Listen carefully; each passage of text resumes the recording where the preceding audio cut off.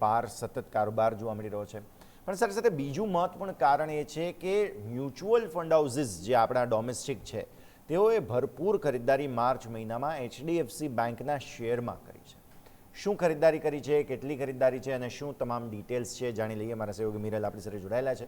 મિરલ, જણાવો, HDFC બેંકને લઈને મેજર અપડેટ સામે આવી રહ્યા છે. શું ખરીદદારી મ્યુચ્યુઅલ ફંડ હાઉસીસે કરી છે? જી જરૂરથી. અત્યારે જોવા જાઓ તો HDFC બેંકમાં સારી એવી તેજી જોવા મળી છે. સ્ટોકમાં જોશો માર્ચ મહિનામાં 17%થી વધારે ઘટાડા સાથે કારોબાર દેખવા મળ્યો હતો અને આ વર્ષ દરમિયાન તમે જોશો તો 20%ના ઘટાડા સાથે કારોબાર દેખવા મળ્યો છે સ્ટોકમાં. પણ અત્યારે જોવા જાઓ તો મ્યુચ્યુઅલ ફંડ હાઉસીસ જે છે, ડોમેસ્ટિક હાઉસીસ છે, જેમ કે ICICI પ્રુડેન્શિયલ AMC છે, SBI છે, પરાગ પરીખ છે, નિપ્પોન છે, એ બધી AMC દ્વારા અત્યારે મોટું બાઇંગ કરવામાં આવેલું છે HDFCના સ્ટોકમાં.